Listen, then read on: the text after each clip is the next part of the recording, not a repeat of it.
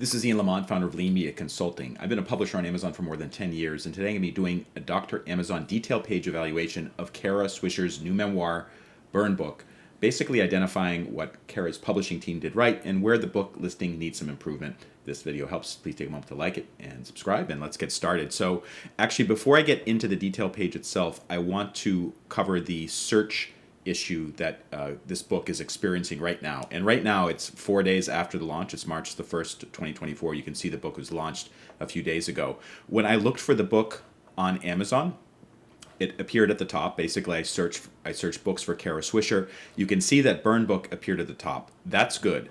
However, there's a problem below it, and you can see what these other books have popped up. Kara Swisher, basically a bunch of biographies, as well as some of her older books. These biographies, you can see that they were published right before the launch of Burn Book. These are basically people trying to make money off of Kara's justified fame and talent.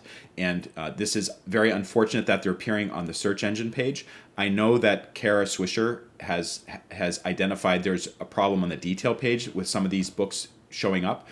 It's commonly believed that these books are actually not written by people like Olivia S. Burton or Leonard Egres, but actually by AIs, and they're just quickly pumped out to take advantage of books that are trending on Amazon, legitimate books that are trending. But if I were Simon & Schuster, and that's Kara's publisher, I would be contacting Amazon and getting these books taken down. Basically checking out to see if there's any copyright infringement, which is likely if it's some sort of content farm or AI, and getting these removed, because you do not want confusion over what Kara's memoir is. It should be Burn Book. That should be the only book that's appearing in search results for searching for Kara Swisher, as well as other legitimate books that are either by her or maybe touch upon her area of expertise, which is kind of the U.S. tech world.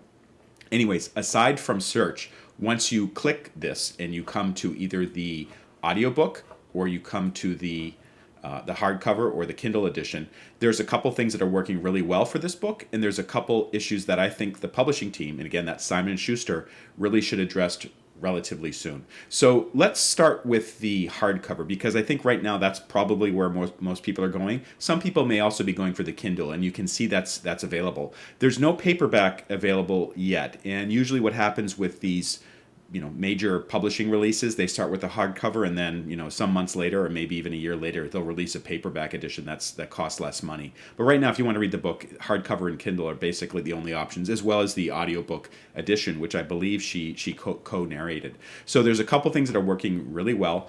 Great cover.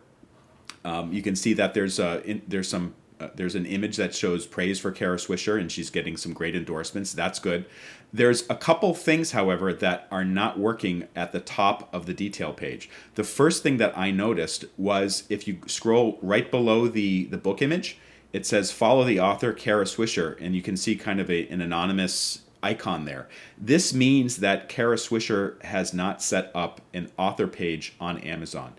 There's a feature on Amazon called Author Central, where you can basically create a bookshelf of the books that you've written and upload a professional quality headshot to there, and many authors do have them, but this hasn't been done yet. I would really get on top of this. This is actually, I think, something that Kara or her PR group has to work on rather than the publishing team, but this is something that people want to see. They want to learn a little bit more about Kara other than what's shown on the description itself. So I would get that fixed ASAP if I was Kara or Kara's publicity team.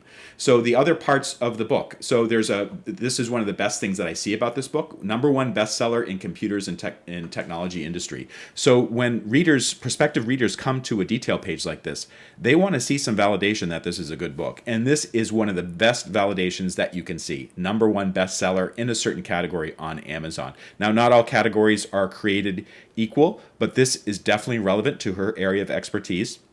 She's been a technology journalist for many years. I've actually been following her as a reader since she was at the Wall Street Journal and the All Things D conference many, many years ago. So she really knows her stuff. And this is validation that, yes, this book is found interesting by other people such that it's roaring up the technology technology charts. The title it's a good title. I mean, one thing that you have to understand about Amazon, if you're setting up a title or subtitle for any book, is there should be some keywords in there that really relate to the topic.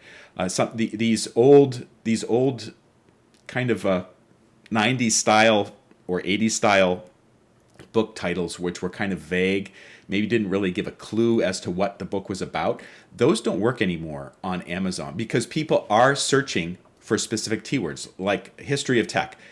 If you're searching for history of tech, let's actually see what happens when you do that. History of tech. You want to see the burn book showing up at the very top of the list. So she has keywords in her book, Tech Love Story, and in the description and probably in the metadata keywords as well on Amazon that allow this book to show up when people search for terms like that.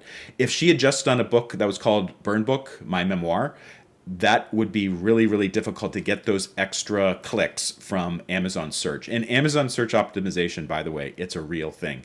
It's actually a very effective way not only to drive organic clicks, but also paid clicks. So it will make your paid advertising campaigns work much better. So the headline the title and the subtitle, they do work well for this particular book. You can see that it's about someone who's really, passionate about tech, and this really fits pretty well. The pricing for the book, this works well, I think, for a major market release. You'll notice that the Kindle book is not available on Kindle Unlimited, and that's by design. This is something I agree with as an independent publisher. I do not want to devalue my books by placing them on Kindle Unlimited, and I do everything in my power to keep them off of Kindle Unlimited. My books are direct digital download. They're not priced like this. They're priced usually well under $10 per digital download, but as a major market release by a well-known author, this I think is a typical price for a Kindle book. And it's, when I do buy this book, I probably will get the Kindle edition. Actually, I may wait and see what the paperback edition is, but anyways, that's my take on the pricing. Let's keep on going down and check out some of the other things. So you see another thing that people are looking for is that it's available via Prime, or it's available for free, or it will be shipping pretty quickly. And you can see that the book is available via Prime. That means I can expect to, if I'm in the Prime program, I can expect to order this book and get it within a couple of days, hopefully, because Amazon's warehouses do have it in stock. So that's good news for that. And believe it or not, sometimes I look at detail pages of new book releases and it says it's not available for like a couple weeks, which is really a bad sign. So the publishing team definitely got that sorted out. So this would be Simon & Schuster's distribution partner, whoever they are. So let's go down to the other parts that authors tend to think are really important, but actually I want to kind of give an update to people who are interested in publishing or maybe even working in the publishing industry now. The descriptions certainly are important and people will read that, but these days it's actually the image that matters a lot. And let me explain what I'm talking about. So one thing that's really critical, especially if you're looking at search results or a list of bestsellers, you want your book to stand out even when it's shrunk down to thumbnail size. And this is bestsellers in computers and technology industry. And let's go through that. And you can see some of these books, they've really figured it out. Other books, not so much. For instance, this particular book, The Cold Start Problem, I can barely read what it says. Co-intelligence, it shows somebody holding a peach. Some people are not even looking at what the title and the subtitle say. So your book cover really has to scream out what it's about, even when it's shrunk down to thumbnail size. And I'm pleased to say that Kara's book definitely meets that. Like, it's a big picture of her.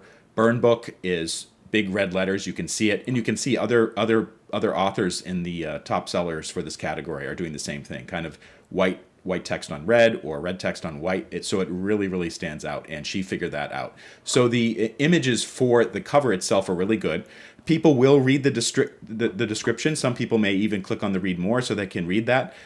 This is a professional level description. So whoever wrote this on the Simon & Schuster side or on the publicity team, they did it. They did a really good job with this. It's a professional level description. But I do want to point out that when people are purchasing something on Amazon's mobile app, they may not read through a big description like that. They're going to go straight for the image. The other thing they're going to be looking at is going to be going down the page and seeing if there's any more content that talks about the book. And you can see that there's some editorial reviews here, but there's actually a big missing element, which I was kind of surprised to see was missing, and it's called A+ content. Let me show you what A+ content is by looking at another book in this particular category. And where did it go?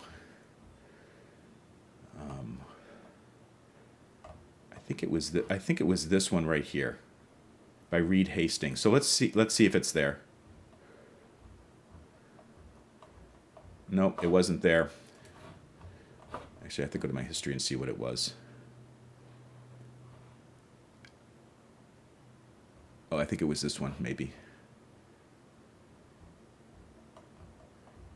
Yeah, it is this one. So this is a book called The Phoenix Project, a novel about IT DevOps and helping your business win. So if you go to this particular page, you'll see the cover, you'll see the description, but then if you scroll down, you'll see some content that says from the publisher. In Amazon land, this is known as A+ content. You can see that it can include a bunch of different elements. So it includes like some icons here, it includes some blown up text, it includes some charts, it includes a picture of Gene Kim here. Sometimes it will include like a comparison chart of different books in the series or something like that.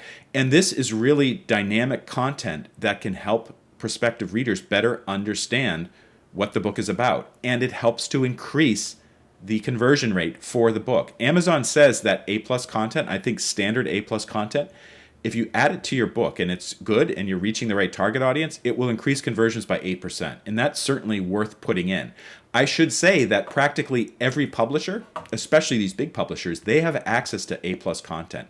So if I was on Simon & Schuster's publishing team, or if I was Kara Swisher and I was aware of this particular issue, I would be getting going on the A+ content ASAP, just to get it up on this detail page. So when I scroll down, in addition to reading this, this text description, there's some more visual content. There's a couple different types of A+ content. There's standard A+ content and premium A+ content. I think most publishers are still limited to standard A+ content, which looks like this. My advice for creating the A+ content, like there's no formula for how to do it, but certainly it should appeal to the audience of the book. One other thing I would warn against is having too much text in the A+ content. I think this author went too far with the text descriptions. It should really be about the images. So having these diagrams is good. If, for instance, for what Kara Swisher could do, if she has the rights to pictures of her meeting certain people, like being on stage at All Things D with Steve Jobs, like that would be the type of picture that I would include in the A+ content for this particular book. So I would really address that particular issue if I was on the publishing team. So the other things for this particular page, one of the main kind of indicators or validation signals for people who are looking at a book like this is how many ratings and reviews it has. So actually, let's go back to the category list again. And you can see that in this particular category, she has 26 ratings and reviews. Number 3 has 36,507 reviews. Even Chris Dixon's book, which came out a few weeks before Kara's book, has 159. I would really be working on getting more, honest reader reviews for Kara's book if I was on the publishing team. There are totally legitimate ways to do this, usually through something called an ARC program. And if anyone on Simon & Schuster is listening to this video, they'll know exactly what that is. For independent publishers like myself, typically I use a program called NetGalley, which basically puts electronic copies of this book in the hands of readers and reviewers, who will post their honest review, sometimes good, sometimes bad, and then they also have to give a disclaimer that they received a copy of this book in return for a review. This is a very common practice in the book publishing industry that predates Amazon by decades. And if I was on the publishing team or the publicity team, I would be on top of this ASAP. 26 ratings is a good start, and I expect this number will go up as more and more readers actually share their thoughts about it. And maybe Kara can give some cues on her podcast, Pivot Podcast, or other social media to kind of ask for people to give their honest reviews for the book on the Amazon detail page. But there's other ways to have, like, run an ARC program the people at Simon and Schuster should really be familiar with that. And ideally, what I would be looking for, like for a book like this, within the next week or two, is to have more than 100 reviews and ratings. Kind of like Chris Dixon's books, which has 159. Eventually, over many years, this particular book, Reed Hastings' book, has 7,000 reviews. Like, I would be looking to see hundreds of reviews for Kara's book, or maybe even more than 1,000, and that will serve the book in the long term to get sales. To kind of get these long tail sales, or what they call backlist sales, over many years. And this is a really an important release for Kara. I know that because I hear her talking about it on her podcast. But to kind of, you're not just looking for the pop at the beginning, you're looking for the long tail, where books like this may be in the top seller category for years and years and years, because they have thousands of reviews, and it's kind of seen as like, canonical in the space, like to understand the tech industry or whatever. Anyways, that's my take on Kara's burn book detail page, Amazon detail page. For your information, the Dr. Amazon review that I just gave, this is actually a short version of my kind of consulting level Dr. Amazon engagements, where I give a much longer review, as well as a bunch of reports that basically publishers can take back with their teams and start to apply some real tactical steps to improve various issues with the detail page, whether it's the description or the number of reviews or the pricing or some other issue that I've identified. But anyways, if this video helped, please take a moment to like it and follow me. And also on this channel, I will be doing more Dr. Amazon reviews in the future, and stick around and check them out. This is Ian signing off. Thank you so much for watching.